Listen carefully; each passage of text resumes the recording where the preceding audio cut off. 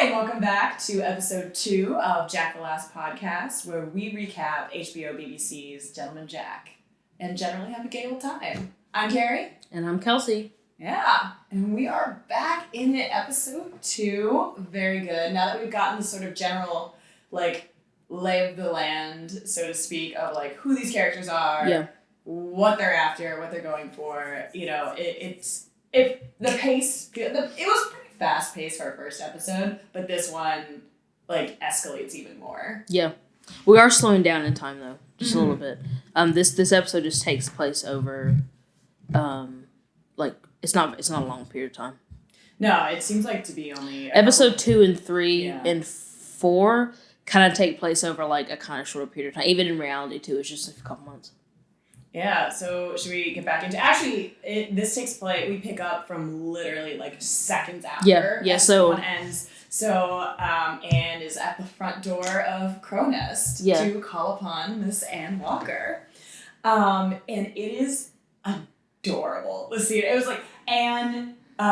Lister comes in and it's oh, hi, I'm here to return the call. And Anne Walker is, babbling. It's you probably don't remember the first time that we met. I was she wasn't a child, but she was 19, and so she's rambling, oh, I was so embarrassing, and running around. You don't remember that, do you? And she's oh, I remember all of it. And 100% this woman does not. Yeah, she doesn't remember anything. She's yes. Yeah, because she's like, do you remember when I ran after you on Light Cliff Road or something like that? And she's remind me? Mm-hmm. Yeah. When she immediately says remind me, it's in the 2 seconds before she had said I remember 100% of our encounter, because she sees how eager to please and excited she is to see her, so she's of course gonna capitalize on that. And there's a part and they were being polite, but also oh, I definitely did not just suddenly develop an interest in you and your fortune. Yeah.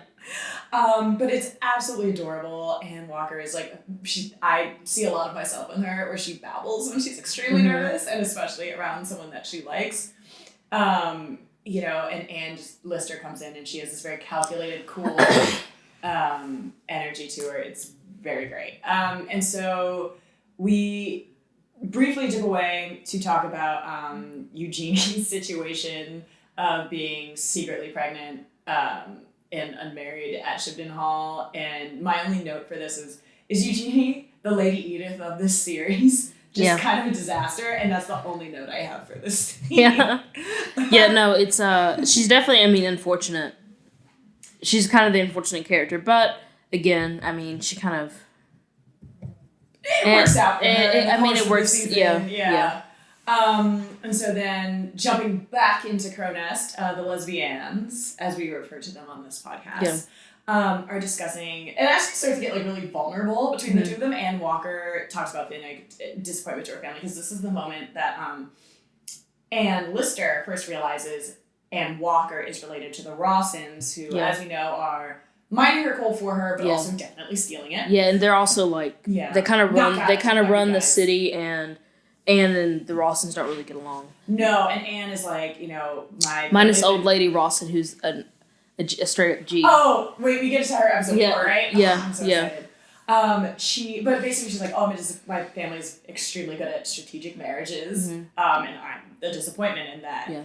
And she was I've always been an invalid, and she was and Anne Lister's response, it's so smooth, and she was invalid, you don't look very invalid to me, and I was oh man, that was smooth, man. That, play on words. Anne Lister really is so good at this game. Yeah, she's got game. She truly does, and I'm where did you develop this? Because there was clearly no one to teach her. Yeah. She didn't have She had built-in game and built-in BDE too. Truly, so she's more game. She kind of operates with the energy that I think people are 50 Shades of Christian Grey and 50 Shades of Grey should have. Yeah. But does not as a character. If we got a lesbian 50 Shades of Grey, can you imagine? I tried to say 50 Shades of Grey. I was so bored. I was I literally watched it on HBO on my computer when I was home for Christmas one time, and I pulled out a book, and I would literally look up every time I heard heavy breathing and be oh, this is okay. Well. I'm oh, whatever.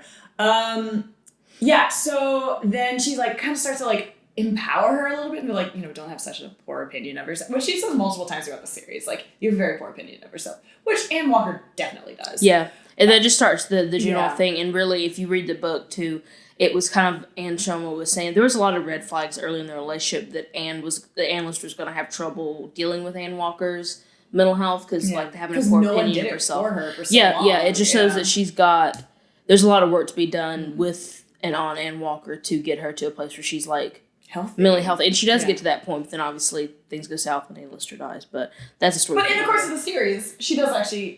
For sure. It's beautiful. I mean, it's hard. It's a long journey there, but when she does, it's like. You're just it's this like revolutionary moment for her. And then I will say the line is like, I've been here for hours. How did that happen? And then like looks straight into the camera and like does the eye raise. And then I think we cut to title sequence. And I was like, excellent. I love Chef's it. kiss. Then we get to Christopher Rawson tote stealing coal, and the flooding of coal is presented as a big bad incident, which comes to play later in the finale. Because it's like, well, you can accuse him of it, you can investigate it, but definitely he can turn the water on at any time, and then you have one no proof, episode 2, correct me, this is the 226 pounds, 17 shillings, and 6 pence. Oh, is that what it is? I think it is 226 pounds, 17 shillings, and 6 pence. Yes. I'm pretty sure that's what it is. Basically, Anne realizes, like, all right, I'm going to tell them the rate that I want, which is, say it again. 226 pounds, 17 shillings, and 6 pence. Right. So she tells her then that price, and they're like, this is the price they would make to compensate for the coal that we've stolen. I can't overtly accuse you of stealing my coal. This is how I'm going to get it out of you. And they're like, that's ridiculous. That's preposterous. You're being unreasonable. You're a woman. Boo. We're not doing that. Also, like, she's totally on to us. But how it becomes, like, this really weird, like, power type of war. For and I mean, like, there's so many of these moments, like Anne versus men. It's kind of like my kink a little bit, like Anne versus all these men, and she just will not back down. And it's very empowering for me as a woman in an industry that's very full of men. Yes, it's like really inspired me to kind of stand up for myself a bit more. Absolutely, and then like you don't know this better than I do. I have done the math. I can rattle it off with confidence. Yeah, that scene. There's a really good interview. I think it was a SAG-AFTRA Q&A that Salary Run Saran Jones did. And she said, I got the page. It was like a page and a half of dialogue. And the host was like, what did you feel? And she was like, I basically just like, oh shit. Like, here's, and Sally Rayner was like, it was like a page and a half of dialogue. We literally sat there watching the scene today. And I literally went, I bet she like looked at this page and was like, she said when she did it, she was just like, she said, I don't even know what I was talking about. Like in the read when they did, I didn't know what I was talking about. So it was just like pure memorization. Oh, shout out to her for like finding the beats within something like that. Yeah. Oh man. So then she does actually try to investigate the gate crash that opened the series. Because that small child who has since lost a leg, which is like very sad and she's like looking also to provide, because this is one of her tenants. Mm-hmm. So she's like trying to like figure out what happened. And she goes to ask the kid and has a moment, and the kid is like, "Oh, are you a man?" And it becomes this really like touching, because you initially assume she's gonna get super mad about it, because it's like, obviously no one likes to be misgendered. She is misgendered quite a bit, like even up to this point. But it was a really beautiful moment. 'Cause like I said, Henry Hardcastle, a lot of these like tertiary-ish characters did maybe exist by name only in her journal and a couple things, but in terms of her really getting in their lives and stuff, this has all been pretty much fictionalized for this show.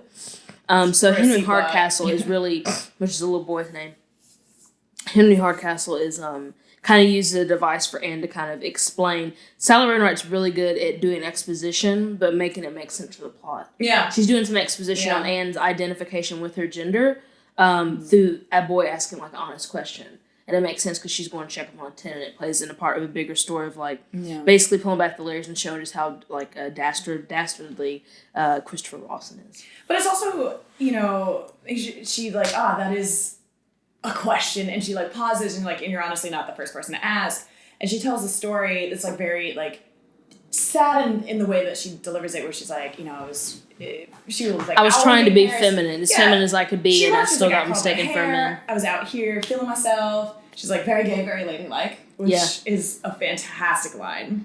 I'm a lady, I'm a woman, I'm a lady woman, I'm a woman, which Yeah. is like clearly like it's just such an awkward moment, but it's also organic. She's like, I was misgendered one day. I tried to be the most femme, like I could make myself be, you know what I mean? And that makes sense. Yeah. And she was still, the way that she walks, the way she carries herself is still so coded as masculine for the time. Yeah. That, and I see that like being like a hurt, a thing that stings, but at the same time she's like so used to it and so inured to it that she's able to shrug it off and to, and also, and she doesn't take it personally because like it's a kid who's genuinely asking and not asking with a sense of like snidiness or commentary. Oh yeah, for sure.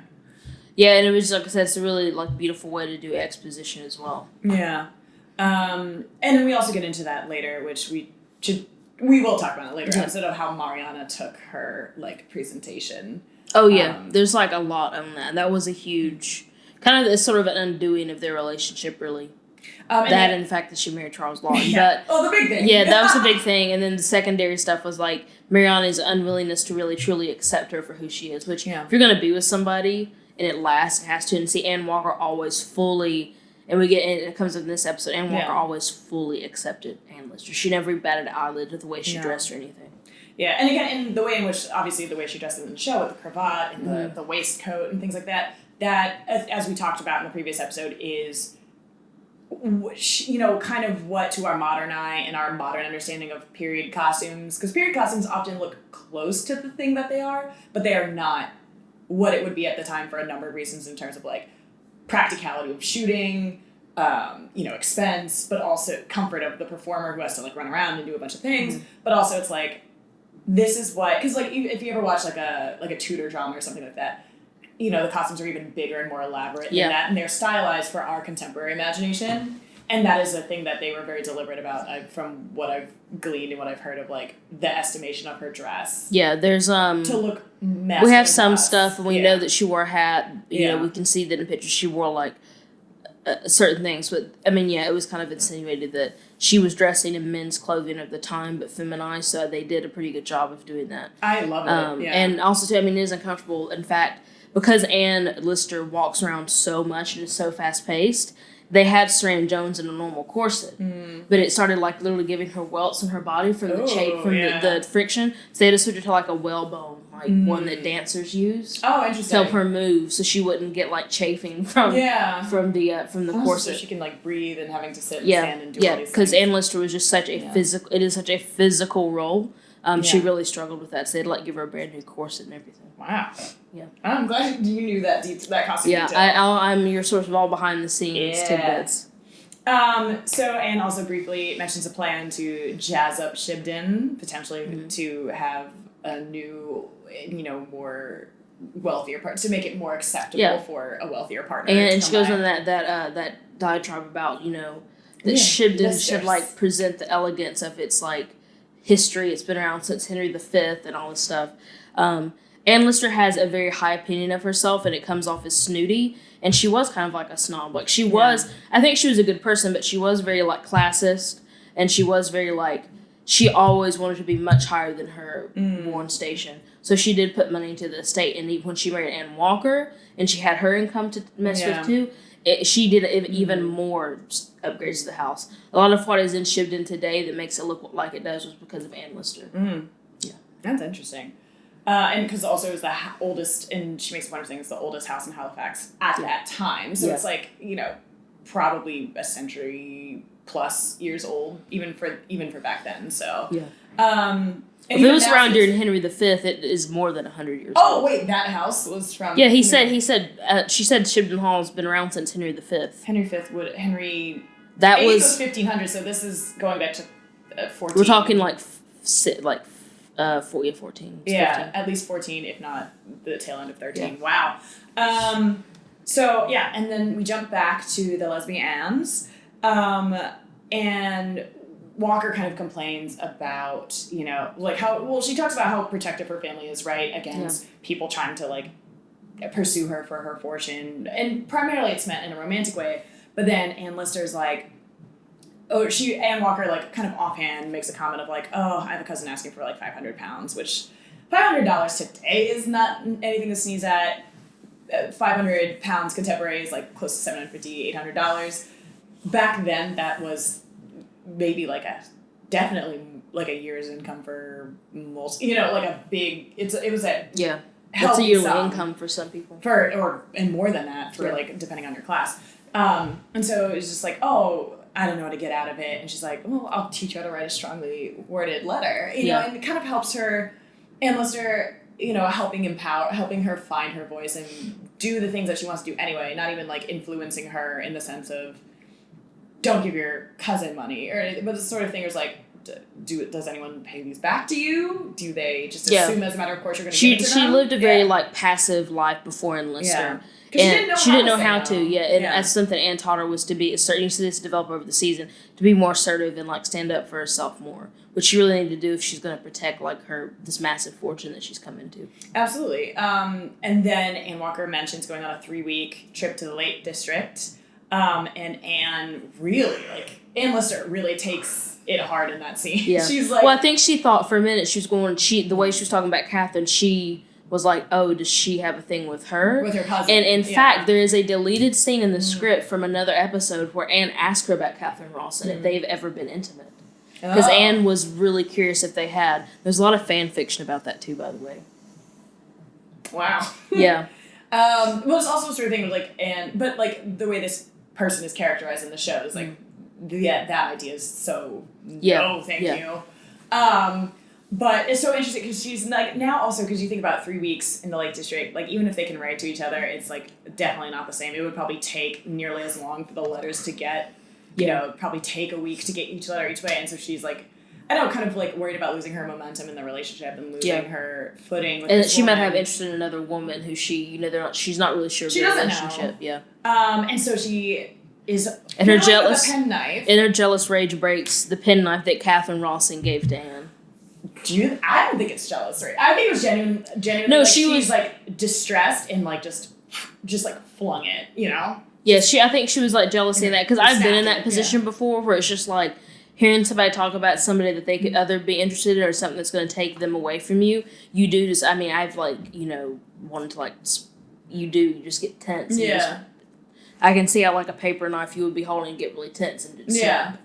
Oh yeah, and it was small and like small enough that it didn't take terribly much force, and it looked like very like elegant, so it was like pretty easy to snap.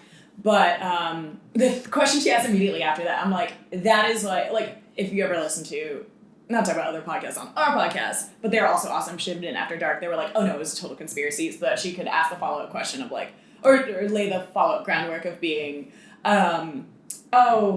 anything I could replace it, but anything I gave you, I doubt it would hold the same level of like emotional sentimentality. And Anne like rushes over with like a handkerchief and is like holding her hand and is like, oh, it totally would, it's fine. And then in that moment she's like, oh, hope isn't lost then. Yeah. You know what I mean? Which she is she's a manipulator, but in the sense that it's like not to an immediate goal. You know what I mean? It's like, manipulation, but it's not like manipulation where it's like dastardly. It's manipulation because I've been in that position too. You have to like really get these situations to work in your favor, and if you've been kind of burned as many times as Anne Lister has, you really have to be careful with who you're getting involved with. So for her, it's kind of just like making sure that it's right for her to kind of like get in there and like make a move. But I also think it's like the sort of type of manipulation that's common in flirting, where you like engineer situations, you engineer a leading question, shall we say, to assess if this person is into you or not. That's definitely, something I can't break a penknife. I don't have the upper body strength for that. But, the sort of thing of like leading into a question or something like that, or like, oh, this wouldn't matter if I did this, and getting the person to kind of admit how much you mean to them. Yeah. Like, just to make sure, like, am I going forward? Is this worth doing? Then we move... Oh, then they make plans to go abroad together. Yeah. And she's like, would you like to go to Switzerland with me? And it's just kind of like she's like one-upping, Catherine Ross, and they're like, okay, you're the Lake District, but do you want to go to Switzerland with me in the spring and then on to Rome for the carnival at Easter? Yeah, and Walker's like, I've never been out of England before, and just looks so like delighted, and it's very pure and very adorable. John we go back downstairs to servant drama.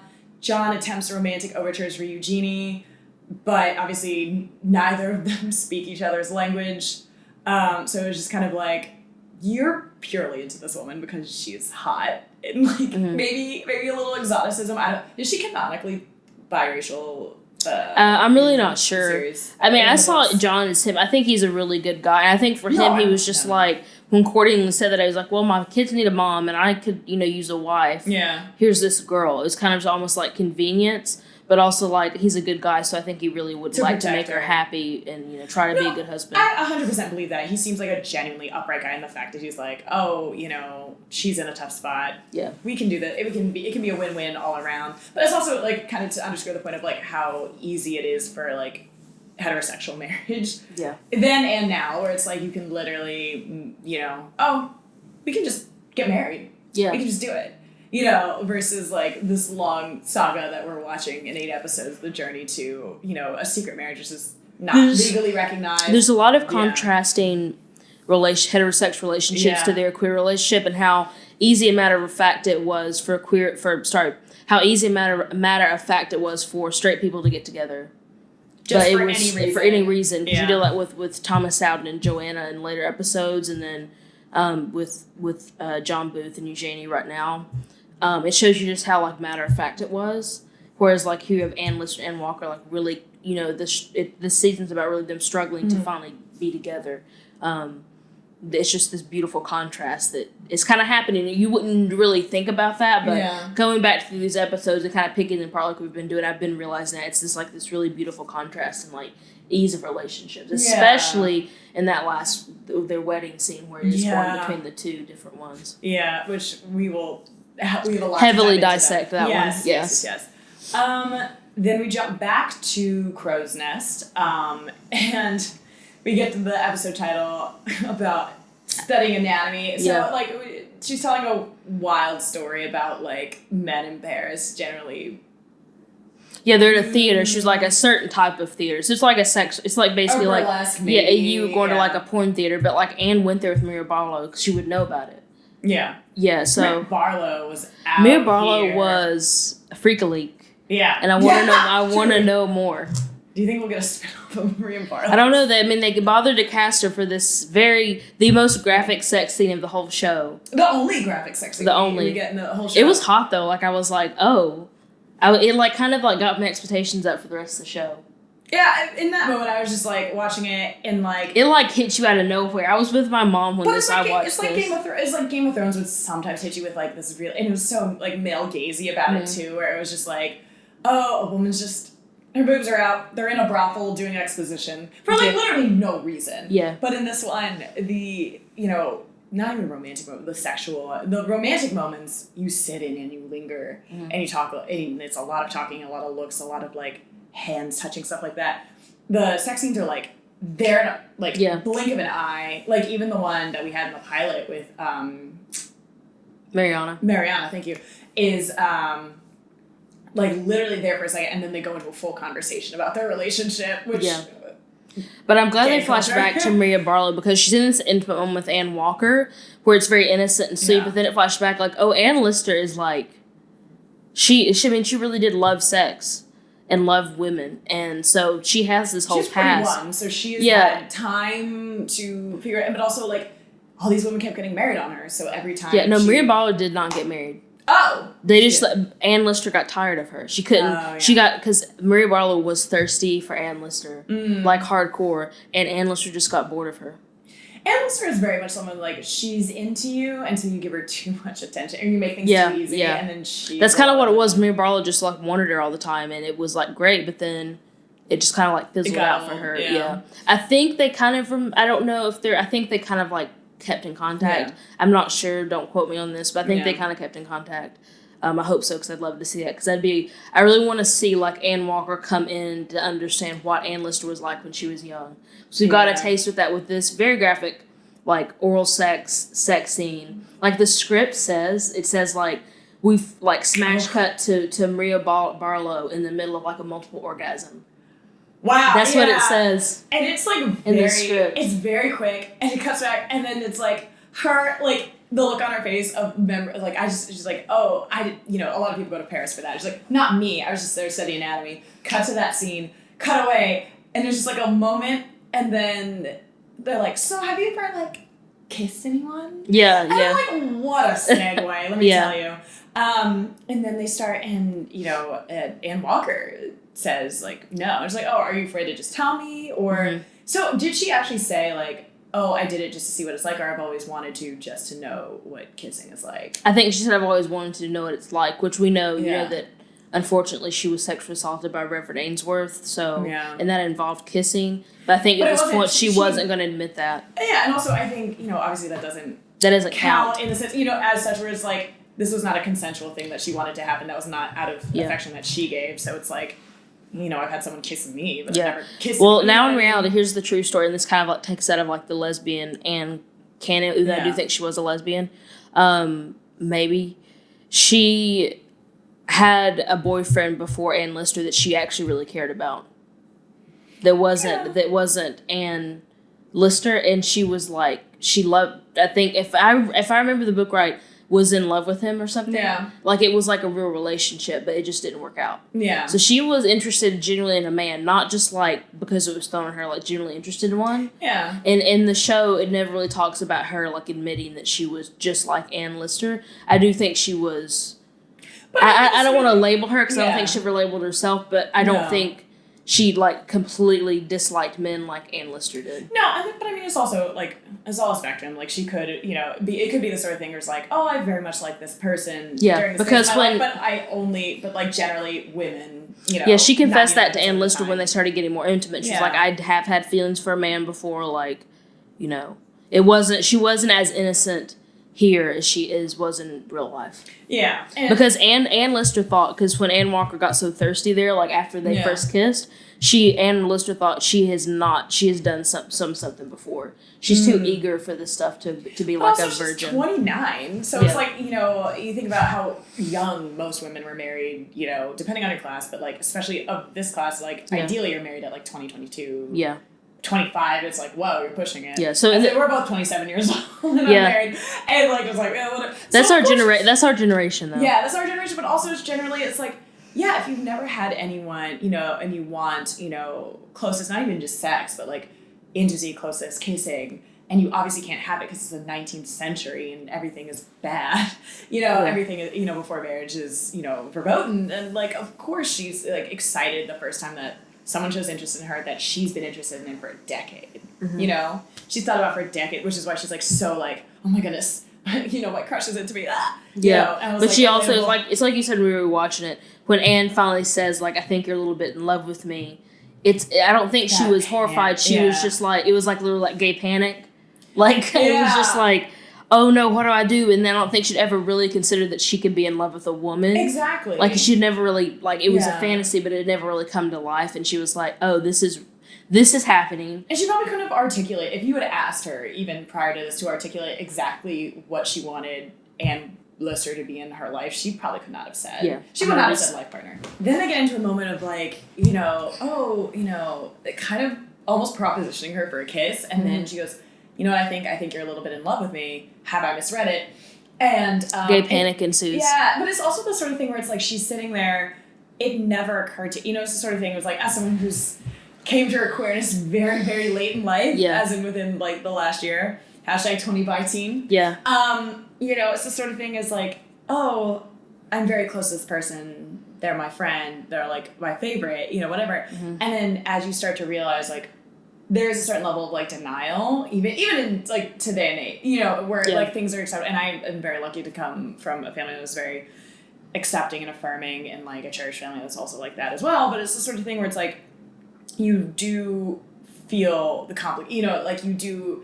There is like the nervousness, you know, you don't know how to process it if you haven't had your queer awakening, you know, prior to that. If you weren't like someone who knew they were gay at 5, you know, or 6 or 7. Like, are you talking about me? Oh wait, was it 5 for you? Yeah, I mean, I knew that I liked women at 5, but I didn't know what gay was. So I couldn't put a name to it till I was around like 15. But 5 years old, I remember like my mom watching soap operas and like me thinking the girls in them were like really pretty and feeling like kind of like that.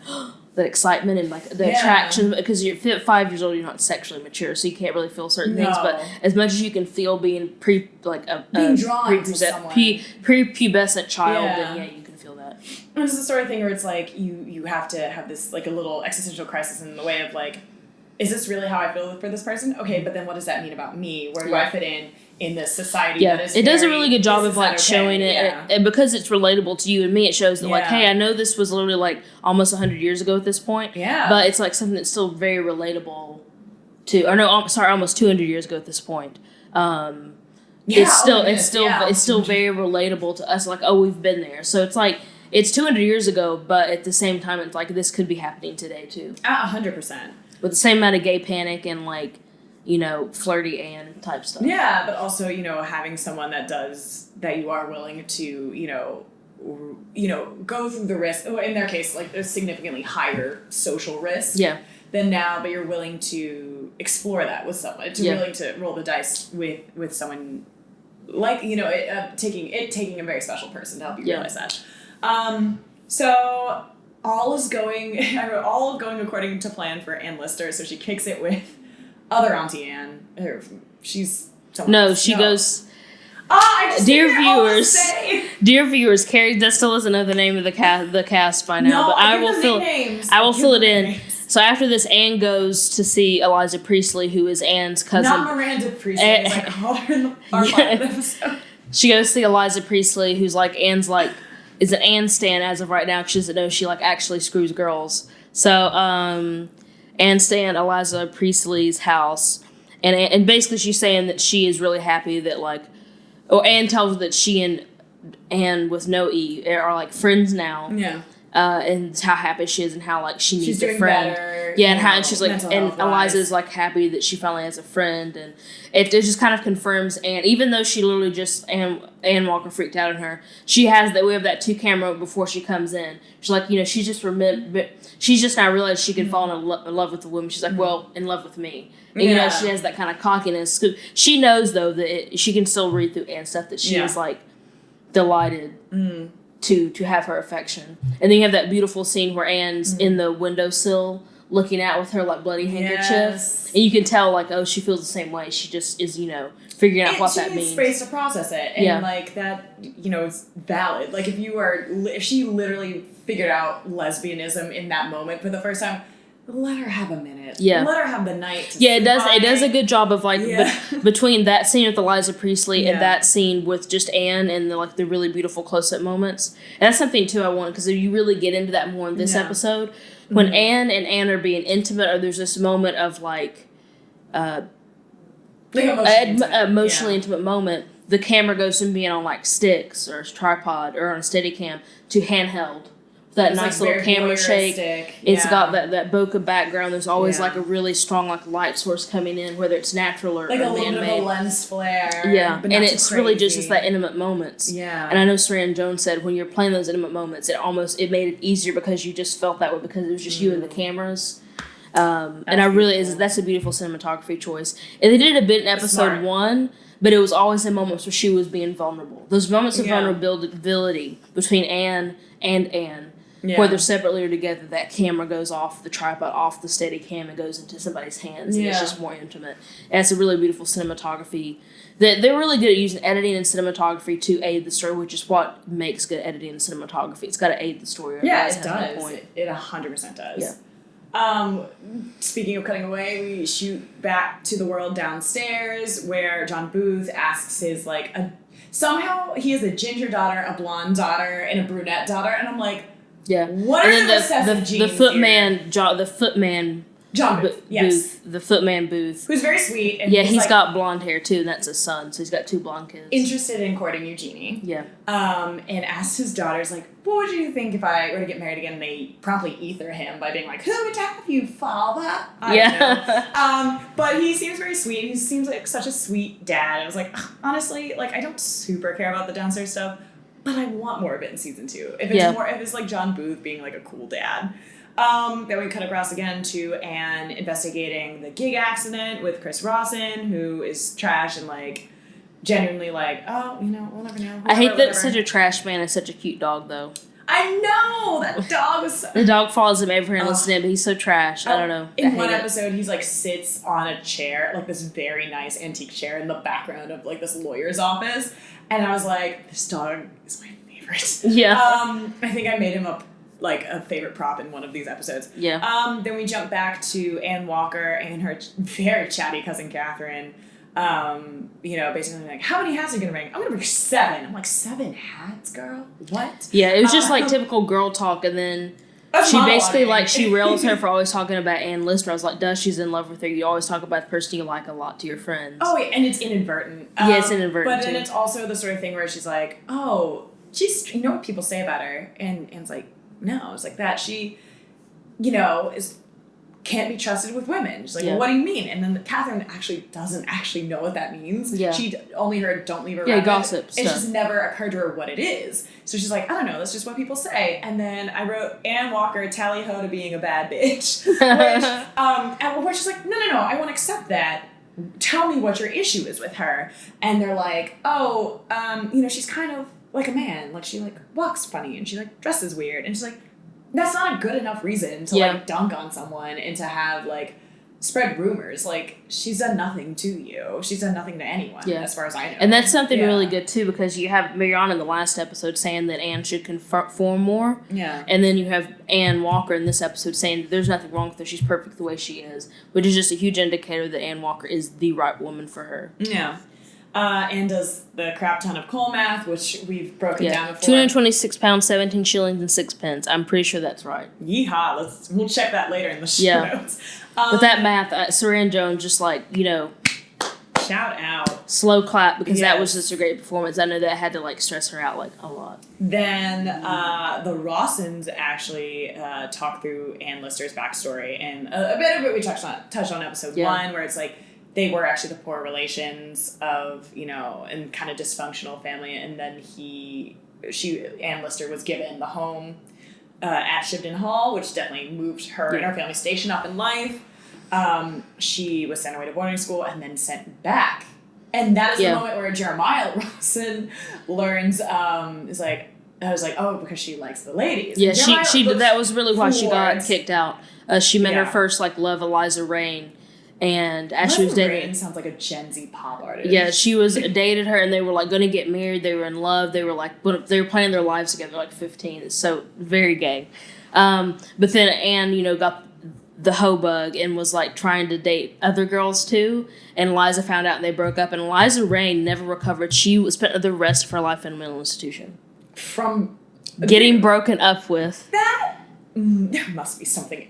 No, I'm not joking. It's in the book. She never recovered from that, and she spent the rest of her life in a mental institution. Oh, sick. In fact, it's in the book that it was either when she was coming back to Shibden or somewhere when she was leaving and coming back, she made a stop by Eliza Rain. She visited her in the mental institution. Yeah. Oh, wow. Yeah, she's still because I guess she felt bad. I mean, obviously somebody's got other problems too, but after that kind of breakup and then Anne getting sent away, she did she spent the rest of her life in a mental institution. That is history, historical fact. Oh my gosh. Yeah. Yeah. But they had basically she was they snuck away and had sex a bunch and were together and were gonna spend the rest of their life together. Then Anne started hoeing around with other girls and it didn't go well. And then she got kicked out of boarding school. The gay drama. But also, is that not the most badass reason to get kicked out of boarding school? I can see her not caring, just be whatever. But also I feel they must have already shared that that sort of situation. I think at that time multiple girls would be there. Definitely shared rooms for sure, if not beds. Yeah. Just depending on the quality. Yeah, it was apparently pretty easy for them to carry on an affair. Oh, super easy. As long as I guess you had chill roommates. I guess. Yeah. Ugh. But circling back away from that, the Rawsons basically admit to the Cole thing, and they're we're not going to give in to her thing. We're going to wait her out on this deal. Mm-hmm. Then Ann Lister, as Ann Walker prepares to go to the Lake District, gives her a little gondola from her time in Venice. Yeah. And is wear it always, and it is super adorable.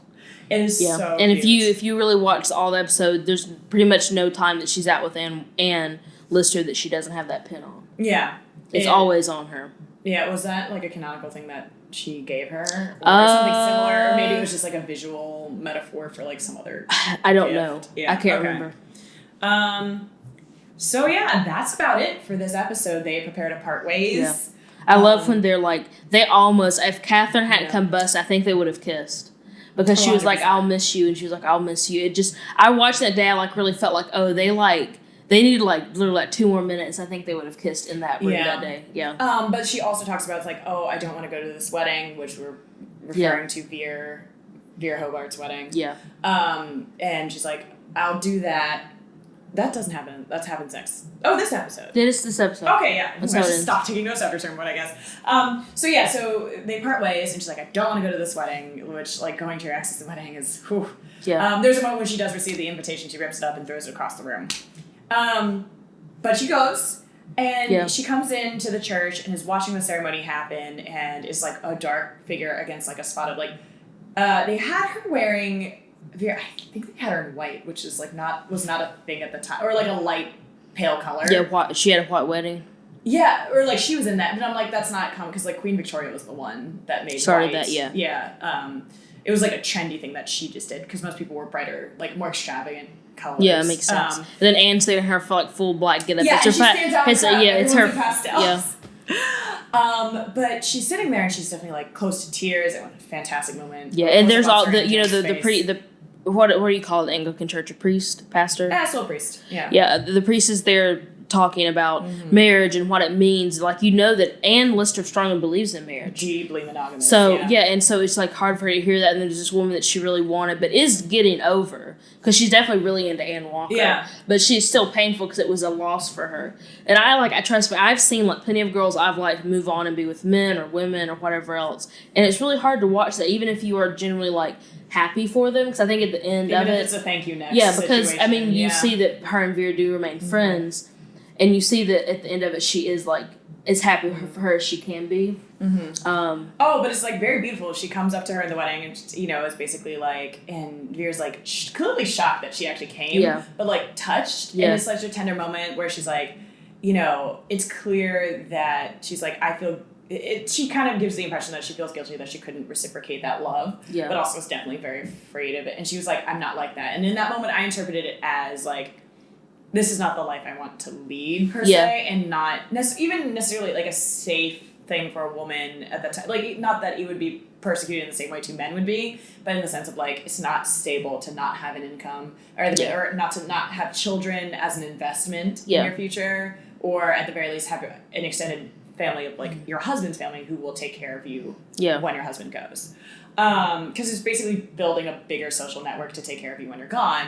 Yeah. And so, it's a practicality thing, but also in the moment where she goes. I do think Veer Hobart was generally like heterosexual too. And I think that was it. Or at the very least, maybe only, not even bi. I think she was bi-curious for like a minute. Because she let Anne Lister get a little close to her, but they didn't like full out like have sex, so like she did with most other women. They weren't totally into She wasn't one of like, because Anne Lister only slept with like 7 or 8 women in her life, and Veer Hobart was not one of them.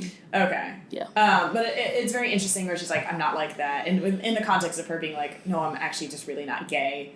Or bi, for her to be just like, and Anne just kind of accepts it. And she, in reality, you said she did not go to this wedding. In reality, this a big thing, this is such a huge moment of the show, Anne Lister didn't go to the wedding. And she did not go meet Anne Walker in the Lake District. That was completely narrative agency on Sally Rainwright's part, which is fine. I understand why she did it, but that did not happen. And those were that was kind of like a pivotal moment in episode 2. Yeah. But those 2 things didn't happen. She waited for Anne Walker to come back. I think she might have sent her a letter or something. Yeah. And she didn't go to Veer Hobart's wedding, but I think they like kept in contact. And I think it makes sense if you take it as a narrative convention where it's like, okay, if we're treating this like a rom-com or a romance, not really a rom-com, but like a romance where it's like, for it to be, as someone who reads a fair amount of romance, like predominantly heterosexual, it's still a thing where it's like, we need to see the closure of the one that got away. Yeah. And obviously, like, Mariana would be the bigger version of that, but the more immediate, like... Yeah, Mariana was in Anne Walker's place. She had the opportunity to be Anne Walker, would never take Anne up on it. Anne knocked her down once about it, but it was like when she first inherited Shibden and she couldn't do it. Yeah. So it's the sort of thing where it's like, we needed to see closure here to root for the endgame relationship from a narrative storytelling standpoint. Yeah, and it was Anne that in the show, it was Anne Walker that convinced Anne to go to the wedding. Yeah, to go and get, you know. Yeah, it's never as bad as you think it's going to. Yeah. At all. But what she said was very profound, and it, like, this is the first time somebody's really able to not. Anne Lister makes her own decisions. Yeah. And really seeks out advice for the people. And this is the first time she's actually actively taking somebody's advice. It really shows she values Anne Walker's opinion. Yeah. And things in like finds was so it's not just entirely like Anne Lister led relationship. This is someone with every scene that goes by in the show, you become more apparent that Anne Walker and Anne Lister are kind of made for each other. And equals. And they value each other as equals. And so in that moment we see her, you know, she has the closure in the church, and it also, I think, it's the wound of, like, this has happened so many times to her. No, trust me, I've been there before. Yeah, and so she's, like, dealing with that, but then you see her, like, actually give her blessing, which is, like, but then from that moment on, she heads back to her hotel, and she's like, Eugenie! And then is, like, throwing off the clothes she wore to the wedding, and is like, we're going to the Lake District. Wrap it up. Let's go. So it's like, yes, now she's had, like, sort of a cathartic moment. I'm going to go get my girl. Yeah. And it's very sweet, and it's like, okay, we're getting ready for episode 3, and where things definitely escalate. But also dramatically. Yeah, but also that too. That too. So yeah, so that's about it for our recap. Should we go through, go through our other segments? Yeah, I want to make a segue into this. All right, so that's pretty much the recap for today. So we're going to drum roll into all of our favorite moments and recurring segments. My favorite one is, well, I have 2 favorites. One is, she's talking about, they're talking about children, and Anne Walker's like, I like children, I really do. I've just never felt compelled to. And she's like, whispers it, like, give birth. And I'm like, that's so cute. Yeah. I'm like, I didn't realize that would be, like, an inappropriate thing to discuss. And you didn't really talk about that. Yeah. And then she's like, and then Anne Lister's like, no, it's not really something I've ever felt compelled to do. And then there's a pause, and she goes, I dissected a baby once. Yeah. And I'm like, that is the weirdest possible flex, but sure. Where she's like, talk about anatomy and how she's super into medical science. And then she goes on this really adorable, if anyone who's ever, like, had a crush on or dated an extremely, like, nerdy person or someone who has, like, a lot of, like, thoughts about a thing. Yeah. And I date someone like this. So I very much, when you see that light up in their eyes and you just let them, like, go on and on about it. And it's like, even if you don't know what the hell they are talking about, like, it's inherently charming and adorable to see, like, their face light up. And for them to, like, want to share this idea, you know, and something that's, like, of such an intellectual interest, but then the emotion behind it is what makes it intimate. Yeah. And it was so precious in that scene. When she talks about, like, the brain is like, we're sacks of meat, but our brains. And I'm like, this is, like, such a galaxy brain, no pun intended, like, Anne Lister thing, but it's so cute. But I'm an Aquarius, and so I was like, I relate to this sort of rant. But then the other one, my favorite joke in the whole series is when John Booth comes in and he's like, I think I want to ask Eugenie to marry me. And he's talking accordingly. And she's like, you don't even speak the same language. Like, what are you going to do? He's like, I think I should court her. Yeah. So he brings flowers. And it's like, and it's like, you don't even know yes or no. And they're like, and she goes, oui. And he's like, what? He's like, oui. Like, it means yes. And he goes, like, oui. Are you sure? And he's like, and he pauses, like, then what's no? And they cut on it, and it's so, like, they cut on the joke, which is perfect. Yeah. But then also, it was just, like, such, like, oh, man. Oh, sweetie. Yeah, yeah. I laugh each and every time I watch this joke, and I've watched this episode 4 or 5 times, easily. How about you? Oh, let me think a minute. My favorite piece of dialogue. Let me see what all happens in this episode. Think a minute.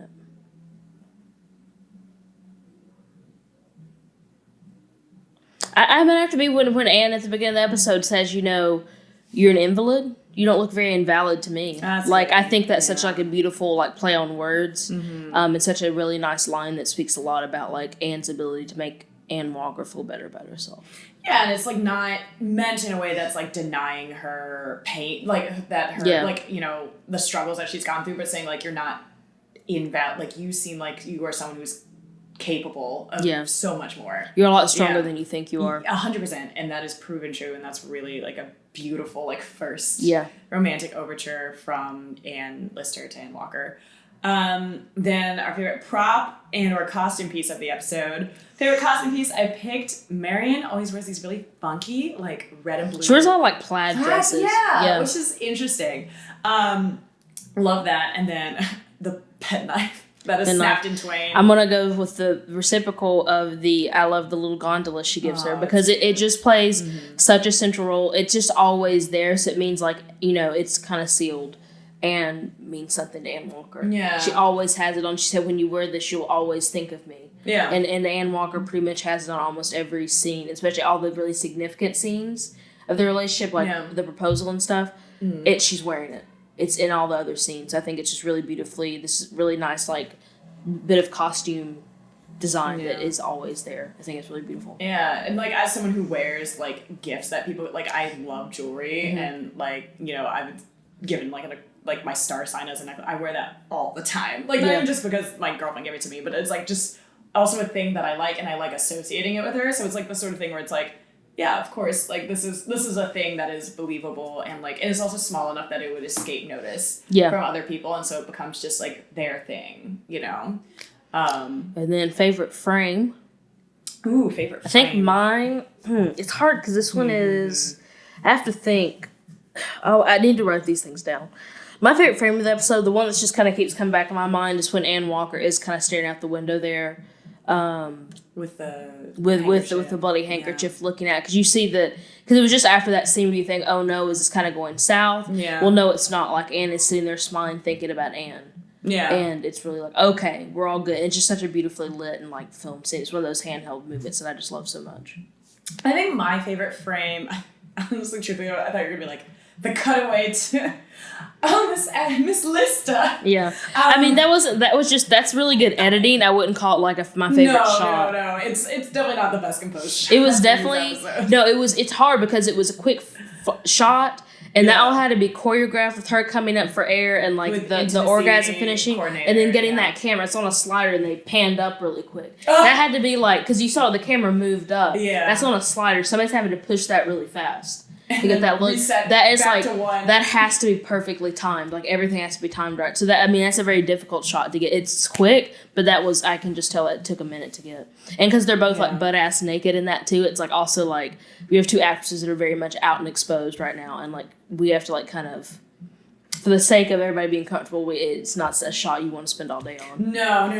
Yeah, even with like actors they had totally down. Yeah, and they had an intimacy coordinator too. I think that's why all the sex scenes were always so good. Yeah, and that's the thing that's like a new trend in media. Particularly, I know because I work in theater, like that is a very new trend to the stage. It's happened in film and TV for quite some time, particularly in the age of like Game of Thrones and True Blood and other shows that are not on HBO that are very sexy, Spartacus, like all those other ones. Yeah, but for me, my favorite frame is probably a toss-up to a tight shot of them actually like holding hands once they gifted the gondola, or Anne Lister has given Anne Walker the gondola, and they're very close, and it's lit very beautifully with this very like sort of angelic light. Yeah, it's that handheld like shot. Yeah, it's like it is very intimate. It was also very just beautifully done, and like the costume, like Anne is in like this. She's always in like pastels of some sort. Yeah, and it's just like very. It's a contrast. And the other shot that I would say is my favorite is like the first scene in Crow Nest where they're sitting together on the couch, and it's like this big, wide, light-drenched room, and Walker's on one side in like, I think she's in a bright pink dress, and sitting beside her, and then it's just Anne Walker's like head to toe in black. And it's just like a visual contrast of this very bright room, and then this blonde woman in a light dress, and this very dark-haired woman in all black, just sharing a sofa together. It's very like just beautifully framed, and they're like dead center in the frame. There's just so many good shots in the show. It's hard to pick. It's hard to just pick just one. Yeah, but we have to. We have to pick just one. And with that, that's everything. Yeah, I think that's everything. And with that, This is our second time filming this, so we did this one like on time. So congrats to us, pat on the back for us. But we just want to thank you guys again for listening and watching. Listening and watching this podcast. We will see you guys here this time next week for episode 3, which is probably one of my favorite episodes. It's probably my favorite episode of the season, besides the finale. The finale is hands down. Yeah, but episode 3, I was like, ooh, this is getting good. Yes. Oh, lots of drama. Also, too, there's a lot I want to talk about in terms of script and what was scripted versus what was not. It's going to be a good time. So, you guys are in for a treat next week. You guys are in for a treat next week, so we will see you this time next week on this podcast. All right. See ya. See ya. Thank you guys again for listening. If you want to know more about the podcast, please follow us online on Facebook, Instagram, and on Twitter at JackTheLastPod, and our website is jackthelastpod.com.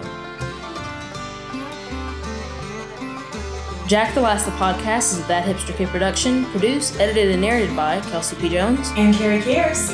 Music is by Epidemic Sound.